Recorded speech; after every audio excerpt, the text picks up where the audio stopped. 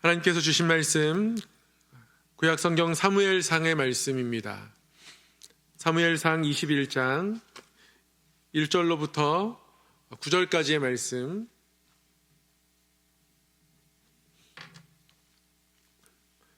구약성경 사무엘상 21장 1절로부터 9절까지의 말씀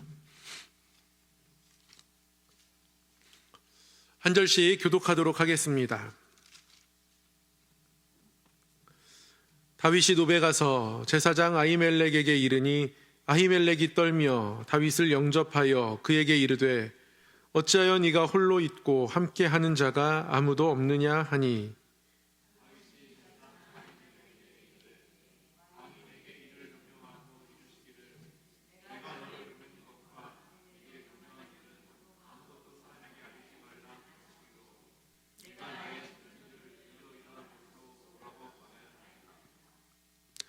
이제 당신의 수중에 무엇이 있나이까? 떡 5덩이나 무엇이나 있는 대로 내 손에 주소서 하니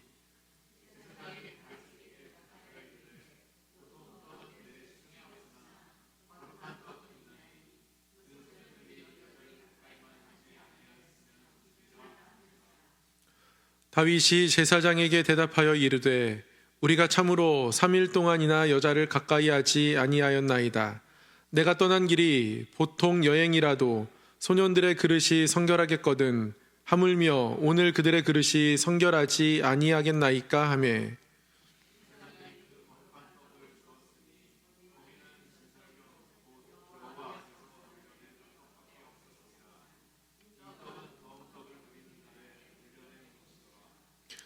그날에 사울의 신하 한 사람이 여호와 앞에 머물러 있었는데 그는 도액이라 이름하는 에돔 사람이요 사울의 목자장이었더라.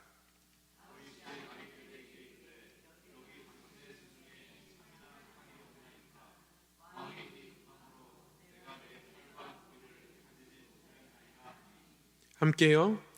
제사장이 이르되 네가 엘라 골짜기에서 죽인 블레셋 사람 골리앗의 칼이 보자기에 쌓여 에봇 뒤에 있으니 네가 그것을 가지려거든 가지라. 여기는 그것밖에 다른 것이 없느니라 하는지라. 다윗이 이르되 그 같은 것이 또 없나니 내게 주소서 하더라. 아멘. 네, 오늘도 하나님 앞에 나와 기도하며 삶을 맡기는 우리 모든 성도님들의 마음에 또 삶의 모든 기도의 제목들 위에 우리 하나님 아버지의 크신 사랑과 응답 임하기를 우리 주님의 이름으로 축복합니다. 오늘은 그 거룩한 떡이라는 제목으로 함께 말씀을 나누고 또 이 말씀 붙잡고 하나님 앞에 기도하기를 원합니다. 오늘은 다윗이 노브로 도망한 이야기입니다. 다윗은 노비란 곳에 지금 도망자의 신세로 와 있습니다. 그의 장인이자 이스라엘의 왕인 사울이 다윗을 죽이려 하기 때문에 그렇습니다. 다윗이 골리앗을 물리친 이후로 다윗은 이스라엘의 영웅이 되었지만 그러나 사울에게는 다윗은 자신의 왕위를 위협하는 너무 커다란 존재가 되어버리고 말았습니다. 자신의 아들 요나단에게 왕위를 물려주지 못할 것이란 위기감도 있었습니다. 그래서 사울은 다윗을 죽이려고 합니다. 몇 번이고 죽이려고 했고요. 다윗은 왕궁에 머물면서 그러한 위기를 너무나 여러 번 경험했습니다. 급기야는 결국 다윗은 사울을 피해서 도망쳐야 하는 신세가 되었습니다. 문제는 다윗이 어떤 골리앗을 대적할 때만큼의 강인한 믿음, 굳건한 믿음을 지금 보이지 못한다는 사실입니다. 다윗이 처음으로 도망친 곳은 놉이라는 곳이었습니다. 이 놉은 실로가 처음에는 성소가 세워져 있고 실로에서 엘리가 하나님을 섬기며 또 이스라엘 백성들이 그곳에 나와서 제사하며 어떤 이스라엘의 중심 역할을 하던 때가 있었는데요. 엘리의 두 아들 홈니와 비느하스가 블레셋과의 전투에서 법궤를 앞세우면 우리가 이길 수 있지 않을까? 그러면 내가 이스라엘의 영웅이 되지 않을까? 이런 생각들을 가지고 법궤를 좀 이용하려는, 자신의 명성을 위해 사용하려는 그런 모습들을 보이던 때가 있었습니다. 그 결과 결국 법궤를 블레셋에게 빼앗기고 말았습니다. 블레셋에게 법궤를 빼앗겼을 뿐 아니라 블레셋에 의해서 실로가 망가지게 됩니다. 여호수아 때부터 실로는 이스라엘 백성들의 중심지가 되었었는데요. 이때까지입니다. 엘리의 아들들이 법궤를 빼앗긴 이후에 실로는 파괴되었고요. 그리고 나서 노비라는 곳이 실로를 이제 대체하게 되죠. 지금은 노베 아히멜렉이라는 제사장이 성소를 지키며 섬기고 있습니다. 엘리의 증손자입니다. 엘리의 아들 홈니와 비느하스의 아들의 아들입니다. 그 아히멜렉이 지금 노베에서 섬기고 있는데요. 어느 날 갑자기 다윗이 호롤 단신으로 나타났습니다. 이미 많은 사람들에게 이 사울과 다윗의 관계가 알려져 있었기 때문에 다윗이 호롤 단신으로 나타나는 것이 이 아히멜렉에게는 두렵고 떨리는 일이 되어버리고 말았습니다. 왜 호롤 단신으로 나타났지? 사울에게 쫓기는 것인가? 무슨 일이 있었나? 내가 이 사람을 도와줘도 되나? 말아야 되나? 오늘 말씀 1절에 보면 아히멜렉은 다윗을 맞이하면서 반가움이 아닌 떨리는 마음으로 다윗을 맞이하고 있습니다. 왜 혼자 왔냐고 묻습니다. 그런데 노브로 도망한 다윗은 거짓말을 하죠. 비밀 임무를 수행 중이라고, 이러이러한 임무를 마치고 나면 내 일행과 곧 합류할 것이라고. 그런데 예상치 못한 상황을 맞아서 지금 음식도 떨어졌고 무기도 없는데 그것을 여기에서 좀 챙겨줬으면 좋겠다, 그런 청을 합니다. 다윗은 둘러대고 있습니다. 거짓말을 하고 있습니다. 지금의 상황이 너무 감당하기 힘든 겁니다. 믿음으로 이겨내려는 모습보다는 지금 당장 어떻게든 음식이나 무기를 해결해야 한다는 그 쫓기는 마음이 다윗의 모습 가운데 나타나더라는 것이죠. 이 아히멜렉이 그런 다윗에게 지금 당장 내어줄 떡은 없습니다. 그런데 보통 떡은 없는데요. 음식으로 사용할 수 있는 떡은 없는데, 그런데 제사장만 먹을 수 있는 떡이 약간 있었습니다. 성소에는 늘 하나님 앞에 떡을 진설합니다. 6개씩 2줄로 12개의 떡을 진설하거든요. 안식일마다 그 떡을 교체합니다. 더운 떡을 새롭게 진설하고 거기서 물려낸 떡, 그 떡이 있다라고 이야기합니다. 제사장만 먹을 수 있는데요. 다윗이 불쌍하게 보였는지 아히멜렉은 만약 여인을 가까이 하지 않은 성결함이 있다면 이 떡을 내어주겠다 합니다. 쉽게 일어날 수 있는 일은 아닙니다. 분명히 이 떡은 제사장만 먹게 되어 있는데요. 아히멜렉은 그때 다윗을 긍휼히 여기는 마음 가지고 그 떡을 내어주고자 하죠. 마태복음 12장에 가면 예수님이 이 이야기를 그대로 인용하십니다. 제자들이 밀밭 사이로 가다가 안식일에 밀 이삭을 따먹었습니다. 밀 이삭을 따먹었을 때 바리새인들이 왜 안식일인데 추수에 해당하는 곡식 따는 일들을 하느냐, 이건 안식일 위반이다, 이렇게 이야기했을 때에 그때 예수님께서 이 사건을 언급하시죠. 다윗이 그때 노베에서 제사장에게 음식을 구할 때 진설했던 떡으로 그들을 먹였던 것을 너희는 읽지 못하였느냐, 알지 못하느냐. 하나님이 호세아에서도 말씀하셨다. 나는 긍휼을 원한다. 제사를 원하는 것이 아니다.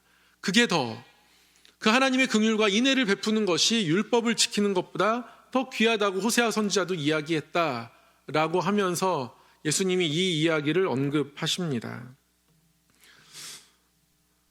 하나님께서 어떠한 모습으로 다윗을 바라보고 계시는지 오늘 장면에 나타나죠. 다윗이 이 거룩한 떡을 먹게 됩니다. 아히멜렉이 다윗을 긍휼히 여겨서 이 거룩한 떡을 공급받게 됩니다. 다윗에게 자격은 있지 않았습니다. 그러나 아히멜렉이 긍휼히 여기는 마음으로 이 떡을 내어주는 거예요. 다윗은 한 번도 생각해 보지 못했던 보통 떡이 아닌 특별한 떡을 이곳에서 먹게 됩니다. 무기도 필요하다 합니다. 근데 무기가 없습니다. 그런데 한 가지 무기로 쓸만한 것이 있습니다. 바로 골리앗의 칼입니다. 거룩한 떡을 먹은 다윗이 무기를 구하자 여기에 골리앗의 칼이 있다고 다윗에게 알려줍니다. 에봇 뒤에 보면 골리앗의 칼이 있을 것이라고. 이 또한 보통의 칼은 아닙니다. 무기로 쓰기 위해서 가지고 있는 것이 아니라 골리앗을 쓰러뜨린 승리, 그 승리가 하나님께서 주셨음을 기억하며 그 전리품을 성소에 보관했던 거죠. 그것이 지금 여기에 와 있는 겁니다. 다윗조차 생각하지 못했던 칼이었습니다. 그 칼을 다윗이 다시 갖게 되죠. 이만한 것이 없다 이야기합니다.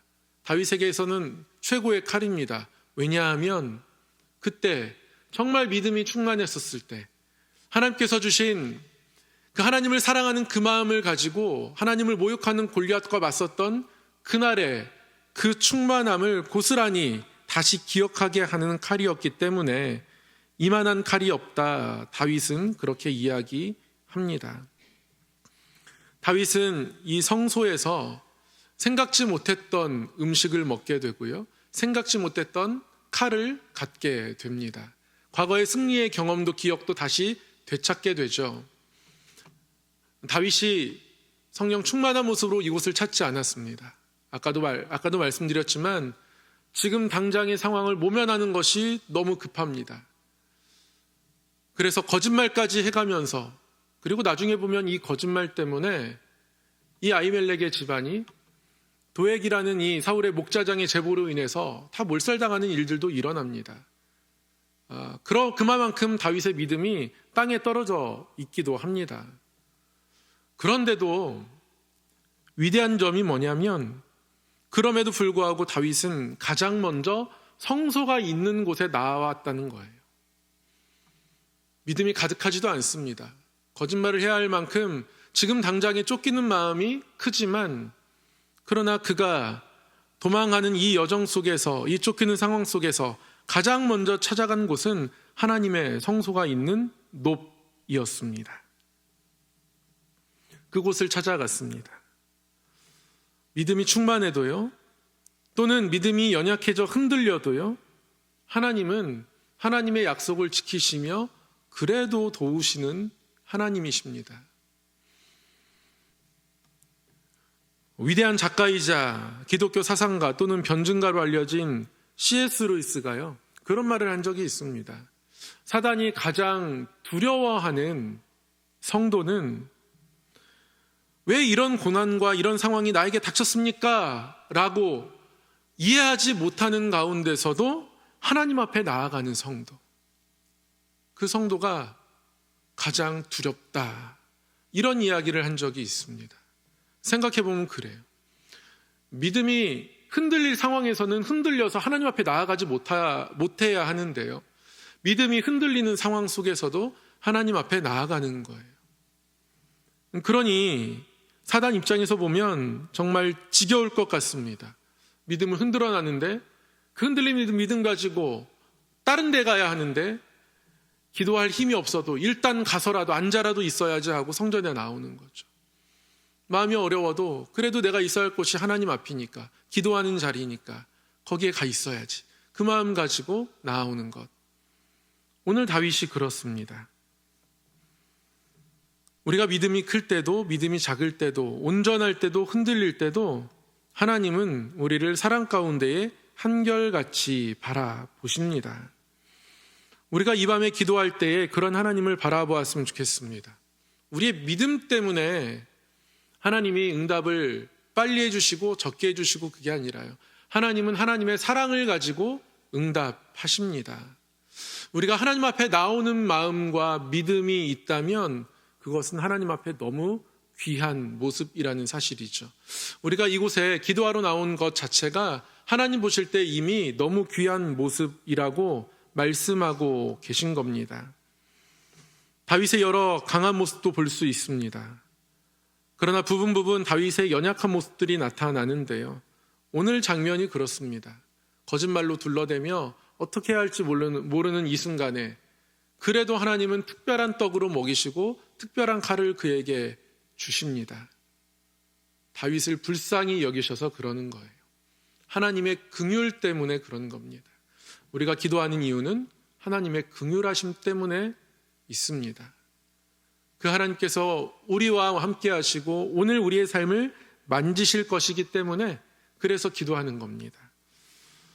우리의 믿음이 온전치 않아도 하나님의 긍휼이 온전하시기에, 우리의 믿음이 흔들려도 하나님의 사랑은 늘 우리를 향해서 고정되어 있음을 기억하면서 오늘 하나님 앞에 우리의 삶을 맡기며 기도하며 나아갔으면 좋겠습니다.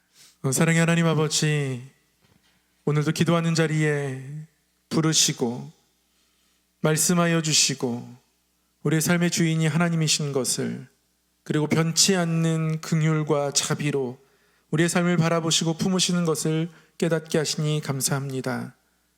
하나님 아버지, 다른 것 아니라 그 하나님 앞에 나아가는 이 시간이, 하나님 앞에 무릎 꿇는 이곳이 가장 복된 자리임을 고백합니다.